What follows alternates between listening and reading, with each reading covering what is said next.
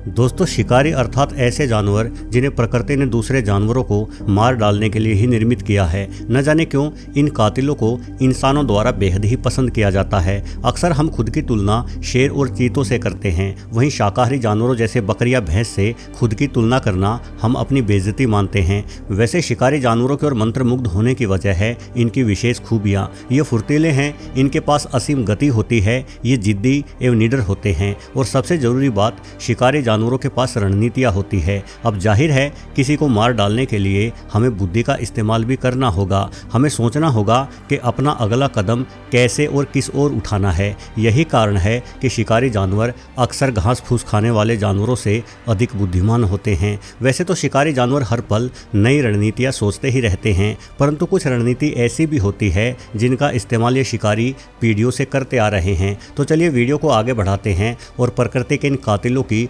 विशेष रणनीतियों के बारे में जानते हैं। शिकार को थकाना। इस तरह की रणनीति का इस्तेमाल कुत्ते, भेड़िया और लकड़भग्गों जैसे जानवर करते हैं। ये शिकारी इतने कुशल नहीं होते कि शिकार की जान ले सके, इसलिए इन्होंने एक शानदार विधि विकसित कर ली है। इस विधि के 2 चरण हैं, झुंड बनाकर रहना और शिकार को दौड़ाते रहना। भेड़िए इस काम में माहिर हैं। इस वीडियो में आप देख सकते हैं कि ये भेड़िया एक भारी भरकम बाइसन का पीछा कर रहे हैं। ये बाइसन इतने ताकतवर होते हैं कि कोई शेर भी इन्हें नहीं मार पाएगा, लेकिन भेड़िया इन्हें लंबी दूरी तक दौड़ाते रहते हैं। बाइसन को ऐसा लगता है कि वो दौड़कर खुद को भेड़ियों से बचा लेगा, परंतु ऐसा नहीं होता।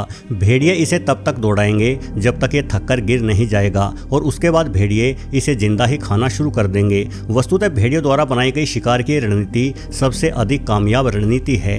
यही वजह है कि इस रणनीति द्वारा शिकार करने वाले जानवर जैसे भेड़िया, जंगली कुत्ते या स्पॉटेड हाइना जैसे जानवरों के करीब करीब 90% हमले कामयाब होते हैं। हालांकि इस रणनीति के लिए आपके पास एक समूह होना आवश्यक है और एक समूह के अपने नुकसान भी हैं। समूह में अक्सर जवान और तगड़े सदस्य ही सबसे पहले भोजन करते हैं। ये सारे शिकार को चट कर जाते हैं, जिससे बेचारे कमजोर और बूढ़े अक्सर भूखे ही रह जाते हैं। कई बार समूह के तगड़े नरों को लगता है कि बूढ़े अब शिकार के पीछे दौड़ने लायक नहीं रहे, तो जवान नर उन बूढ़ों पर हमला करते हैं और उन्हें झुंड से बाहर का रास्ता दिखा देते हैं। घात लगाना। घात लगाकर शिकार करने की विधि को 2 हिस्सों में बांटा गया है। पहला छुपकर बैठना और दूसरा छुपकर पीछा करना। पहले छुपकर बैठने की बात करते हैं, जिसे जीव जगत में एम्बुश कहा जाता है। इस पद्धति का इस्तेमाल मगरमच्छ करते हैं। मगरमच्छ बड़ी ही शांति से पानी के भीतर बैठे रहते हैं और जैसे ही कोई अभागा एवं प्यासा जानवर पानी पीने आता है तो मगरमच्छ अचानक से झपटकर उस प्यासे जानवर को पानी में खींच लेते हैं और उस जानवर की जीवन लीला समाप्त कर देते हैं। इस रणनीति के अनुसार आपको बहुत ज़्यादा मेहनत नहीं करनी पड़ती, क्योंकि आपके एक बार झपटने से ही काम बन जाता है। परंतु शिकार की इस पद्धति के लिए परिस्थितियों का अनुकूल होना भी बेहद आवश्यक है। उदाहरण के लिए जब जंगल में बारिश हो जाती है तो हर छोटा बड़ा गड्ढा पानी से भर जाता है। पानी की इस पर्याप्त उपलब्धता के कारण प्यासे जानवर मगरमच्छों के ठिकानों की ओर नहीं जाते और मगरमच्छों को लंबे समय तक भूखा मरना पड़ता है। यदि घात लगाने की दूसरी पद्धति की बात की जाए तो वो है स्टोकिंग अर्थात पीछा करना। शिकार की पद्धति सबसे कठिन होती है, इसलिए सबसे कुशल शिकारी ही इस पद्धति को अपनाते हैं, जो हैं बिल्लियां। बिल्ली इस पृथ्वी की सबसे बेहतरीन शिकारी प्रजाति है।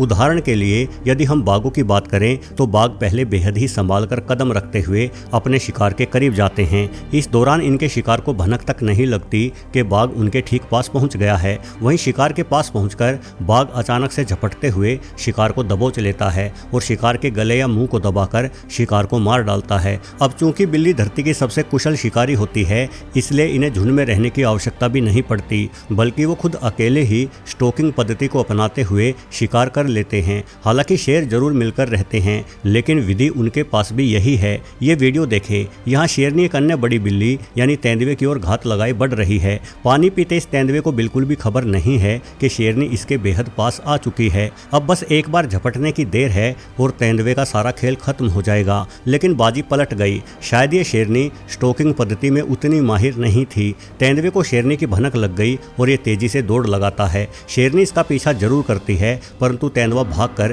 पेड़ पर चढ़ जाता है। ये पेड़ की उन पतली शाखाओं पर पहुंच जाता है जहां शेरनी नहीं चढ़ सकती। चलो अच्छा हुआ बेचारे तेंदुए का जीवन बच गया। चारा डालना। दोस्तों, ये शिकार करने की एक ऐसी पद्धति है जिसका इस्तेमाल बुद्धिमान जानवर करते हैं। प्राचीन समय में जब इंसान पेड़ों पर रहते थे और फल खाते थे, तब एक समय ऐसा भी आया जब बढ़ती इंसानी संख्या की वजह से फल सभी इंसानों का पेट भरने के हिसाब से कम पड़ने लगे। ऐसे में भूख से परेशान इंसानों ने शिकार करने और मांस खाने की शुरुआत की, लेकिन हमारे पास इतनी गति नहीं थी कि हम जानवरों का पीछा कर उन्हें मार गिराएं। इसलिए हमने चारा डालने वाली विधि से ही शिकार की शुरुआत की होगी। इस विधि में शिकार किसी जानवर को कोई लालच देकर अपनी ओर बुलाता है और फिर उस जानवर को शिकारी लपक लेता है। जैसे कि हम कहीं थोड़ा सा भोजन बिखेर दें तो पक्षी आदि उस भोजन को खाने जरूर आएंगे और हमारे पास एक बेहतरीन अवसर होगा उन पक्षियों को लपकने का। वैसे ऐसा बिल्कुल भी नहीं है कि चारा डालकर शिकार करने की इस तकनीक का इस्तेमाल केवल इंसान ही कर सकते हैं। ऐसा बहुत से जीव करते हैं। अनेकों बार बुगले अपनी चोंच में कीड़े पकड़कर उन कीड़ों को मछलियों की ओर फेंकते हैं और जैसे ही मछली कीड़े को खाने आती है तो बुगले फुर्ती से मछली को पकड़ लेते हैं। बुगलों के अलावा भी कई अन्य पक्षी ऐसा कर सकते हैं। साथ ही समुद्र की गहराइयों में पाए जाने वाले कुछ जीव भी इस विधि का इस्तेमाल करते हुए देखे गए हैं। यानी इंसान पृथ्वी पर इकलौता बुद्धिमान प्राणी नहीं है। चारा डालने की इस विधि में कुछ जीव तो इतने आगे निकल जाते हैं कि खुद के शरीर को ही चारे के रूप में इस्तेमाल कर सकते हैं। जरा ये वीडियो देखें। यहाँ पर एक नेवला धनेश नामक पक्षी को देखकर मरने की एक्टिंग कर रहा है ताकि धनेश इसकी ओर आए और धनेश की गर्दन को दबोचा जा सके। वस्तुतः नेवला बड़ा ही होशियार है।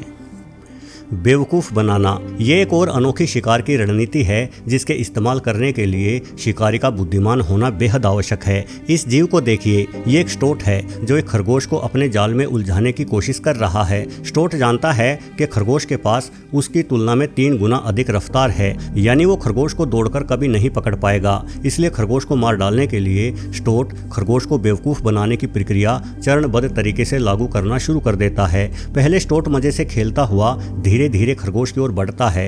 कुछ देर बाद खरगोश को भी ऐसा ही लगता है कि स्टोट कोई घातक जीव नहीं है और वो तो बस उसके साथ खेलना चाहता है। इसलिए खरगोश भी इस खेल में शामिल हो जाता है।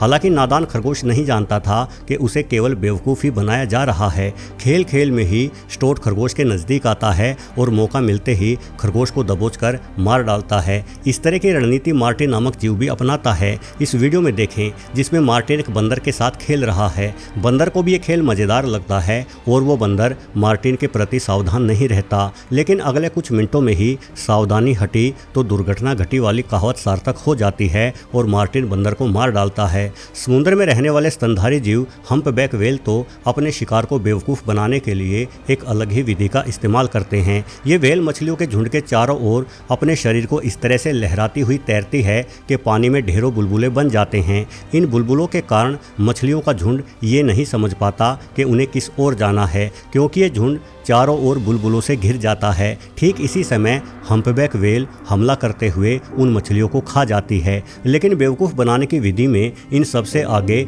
मार्गे नामक ये बिल्ली है। ये बिल्ली अपने शिकार को शिकार की आवाज़ में ही मिमिक्री करके अपनी ओर बुलाती है। दरअसल इस बिल्ली में इतना अधिक टैलेंट है कि ये गिलहरियों से लेकर बंदरों तक की आवाज़ की बेहतरीन मिमिक्री कर लेती है, जिस वजह से वो जानवर इसकी तरफ आ जाते हैं और मार्गे बिल्ली को बड़ी ही आसानी से शिकार मिल जाता है। ये बिल्ली ब्राज़ील में पाई जाती है। इस वीडियो में आप देख सकते हैं कि मार्गे ब्राज़ील में पाई जाने वाली एक गिलहरी की आवाज़ की मिमिक्री कर रही है।